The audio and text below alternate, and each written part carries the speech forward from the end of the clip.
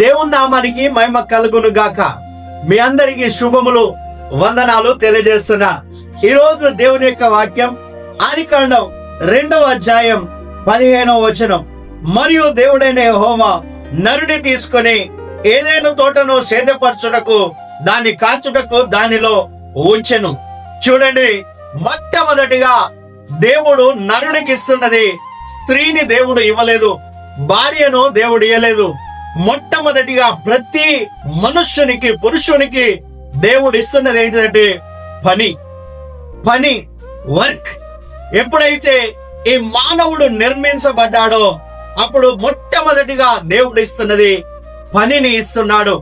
ఆ పని ఎప్పుడైతే చేయడానికి నరుడు సిద్ధపడ్డాడో చాలా అతను బిజీగా ఉండిపోయాడు. అందుకనే దేవుని యొక్క వాక్యం చెప్తుంది, 128వ కీర్తన 1వ వచనం, నిదిగో నీవు ధన్యుడు, నిశ్చయముగా నీ చేతుల కష్టార్జితము నీవు అనుభవించదువు, నీ పిల్లలకు మేలు కలుగుట చూచదు అని చెప్పారు. దేవుడు ఈ వాక్యం ద్వారా మనల్ని, మన కుటుంబాన్ని దీవించి ఆశీర్వదించును గాక. సబ్స్క్రైబ్ చేయండి, లైక్ చేయండి, షేర్ చేయండి. ఆమేన్.